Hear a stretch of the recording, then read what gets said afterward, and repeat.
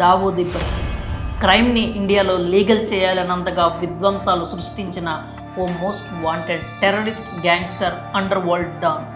దావూద్ చేసిన దారుణాలు తెలియాలంటే ముంబై క్రైమ్ బ్రాంచ్లో దుమ్ము పట్టిపోయిన లెక్కకు మించిన ఫైల్స్ తిరగేయాల్సి ఉంటుంది.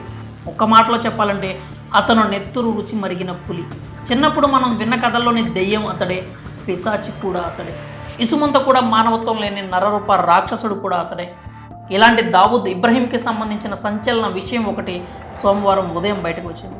ఇండియాలో అనేక దారుణాలకు పాల్పడిన అతను పాకిస్తాన్లో తలదాచుకుంటున్నట్లు అనేక అనుమానాలు ఉన్నాయి. అయితే కరాచీలో ఉంటున్న దావూద్పై విషప్రయోగం జరిగిందని హుటాహుటిన ఆసుపత్రికి తరలించడంతో ప్రాణాపాయం నుంచి బయటపడినట్లు తెలుస్తోంది. అసలు ఇండియాలో పుట్టి పెరిగిన ఇతనికి పాకిస్తాన్లో తలదాచుకోవాల్సిన పరిస్థితి ఎందుకు వచ్చింది? అండర్ వరల్డ్ డాన్గా దావూద్ ఇండియాలో ఎలాంటి నరమేధం సృష్టించాడు? అసలు అతని జీవితం ఎలా మొదలై ఎలా కొనసాగుతోంది? ఇలాంటి ఆసక్తికర విషయాల గురించి ఇప్పుడు మనం తెలుసుకునే ప్రయత్నం చేద్దాం. దావూద్ ఇబ్రహీం 1955 డిసెంబర్ 26న మహారాష్ట్రలోని రత్నగిరి జిల్లాలో జన్మించాడు. మధ్యతరగతి కుటుంబంలో పుట్టి ముంబై చీకటి సామ్రాజ్యానికి గాడ్ ఫాదర్ అయ్యాడు. 1974లో ముంబైలోని డోంగ్రీలో సృష్టించిన అల్లర్లతో తొలిసారి క్రైమ్ వరల్డ్లో దావూద్ పేరు మారుమోగింది. అప్పటికే అక్కడ డాన్గా ఉన్న పఠాన్ బాషు దాదా మీద దావూద్ గోలీ సోడాలతో దాడి చేశాడు. ఆపై హాజీ మస్తాన్, వరదరాజన్ మొదలియార్, కరీం లాలా వంటి డాన్లను పక్కకు నెట్టేసి ముంబైకి డాన్గా మారిపోయాడు. వినేందుకు సినిమా స్టోరీలో ఉన్న దావూద్ ఇబ్రహీం పచ్చినెత్తురు తాగే రాక్షసుడితో సమానం. అతను చేసిన దారుణాలు కొన్ని వందల కుటుంబాలను రోడ్డున పడేలా చేశాయి. చిన్న చిన్న గొడవలు, కత్తులతో హత్యల రేంజ్ను దాటి క్రైమ్ను మరో స్థాయికి తీసుకువెళ్లిన దుర్మార్గుడు. 1993లో ముంబైలో జరిగిన వరుస పేలుళ్లకు దావూదే ఉత్తరదారి. ఆ ఘటనలో ముఖ్య పాత్రధారిగా టైగర్ మోహన్ ఉన్నాడు. 1993లో జరిగిన ఈ నరమేధంలో ఏకంగా 257 మంది ప్రాణాలు కోల్పోయారు. అలాగే 1400 మందికి పైగా ఆ బాంబ్ బ్లాస్ట్లో తీవ్రంగా గాయపడ్డారు. కొన్ని వందల కోట్ల ఆస్తి నష్టం జరిగింది. అంతకు ముందెన్నడూ ఇండియా ఇంత పెద్ద టెర్రరిస్ట్ అటాక్ను చూడలేదు. ఆ ఘటనతో ఒక్క ఇండియానే కాదు, మొత్తం ప్రపంచం ఉలిక్కిపడింది. ఈ దారుణం తర్వాత దావూద్ ఇండియా వదిలి పాకిస్తాన్కు పారిపోయాడు. అయితే ఈ ఘటనకు ముందు కూడా డీ కంపెనీ పేరిట దావూద్ అనేక దారుణాలు చేశాడు. ముంబై కేంద్రంగా మొత్తం ఇండియానే వణికించాడు.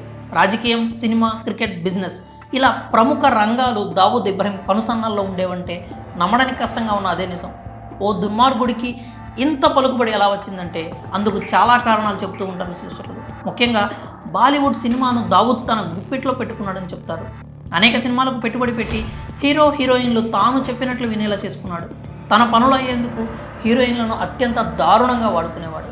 తనకు నచ్చిందనే కారణంగా మందాకిని అనే ఒకప్పటి బాలీవుడ్ బ్యూటీని తీసుకెళ్ళిపోయాడు దావూద్. ఇలా ఒకటి కాదు, రెండు కాదు, చీకటి సామ్రాజ్యంలో దావూద్ ఇబ్రహీం అనేక నేరాలకు పాల్పడ్డాడు. క్రికెట్ బెట్టింగ్స్ వల్ల కొన్ని కోట్లు అక్రమంగా సంపాదించాడు దావూద్. ముంబై కేంద్రంగా అనేక దారుణాలు చేసిన దావూద్ 1993 ముంబై బ్లాస్ట్ తర్వాత పాకిస్తాన్కు పారిపోయి అక్కడి నుంచి కూడా తన నేర సామ్రాజ్యాన్ని విస్తరించాడు. అల్ ఖైదా, లష్కరే తోయిబా వంటి ఉగ్రవాద సంస్థలతో దావూద్ చేతులు కలిపి నరరూప రాక్షసుడిగా మారిపోయాడు. అల్ ఖైదా మాజీ అధినేత ఒసామా బిన్ లాడెన్తో దావూద్కు సాన్నిహిత్యం ఉందని కూడా అమెరికా బయటపెట్టింది.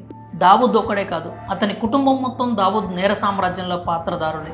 దావూద్ భార్య, 4 కుమార్తెలు, కుమారుడికి పాకిస్తాన్ పాస్పోర్ట్లున్నాయి.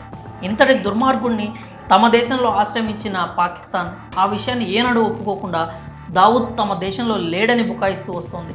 పాకిస్తాన్ కేంద్రంగా Malaysia, Singapore, Thailand, Sri Lanka, Nepal, దుబాయ్లతో పాటు జర్మనీ, ఫ్రాన్స్, ఇంగ్లాండ్లో దావూద్ తన డీ కంపెనీ కార్యకలాపాలు విస్తరించాడు. 1976లో దావూద్ ప్రారంభించిన డీ కంపెనీ 1982 నాటి ముంబై కార్మికుల సమ్మెతో నగరం స్వరూపాన్నే కాదు, మాఫియా ముఠాల విస్తృతిని కూడా ఊహకు అందనంతగా మార్చేసింది. ఆయుధాల రవాణా, హవాలా, దొంగ నోట్లు, మత్తు పదార్థాల రవాణా, బెదిరించి డబ్బు వసూలు చేయడం, కాంట్రాక్ట్ హత్యల వరకు డీ కంపెనీ చేయని దారుణం లేదు. ఇలా ఒక సాధారణ కానిస్టేబుల్ కొడుకుగా పుట్టిన దావూద్ తప్పుడు మార్గాన్ని ఎంచుకొని ఎన్నో ప్రాణాలు తీసి ప్రస్తుతం ప్రాణ భయంతో బిక్కుబిక్కుమని బతుకుతున్నాడు. అతనికి విషం పెట్టారనే వార్త బయటికి రావడంతో ముంబైలో ఎంతోమంది పేద మధ్యతరగతి ప్రజలు సంతోషం వ్యక్తం చేస్తున్నారు. అమాయకుల ప్రాణాలు తీసి బతికే బతుకు ఓ బతుకేనా అంటూ దావూద్కు శాపనార్థాలు పెడుతున్నారు.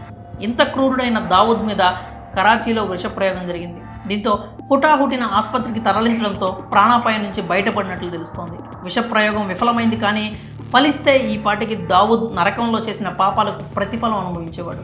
ఇది నరరూప రాక్షసుడైన దావూద్ ఇబ్రహీం జీవితంలో ఒక చాప్టర్.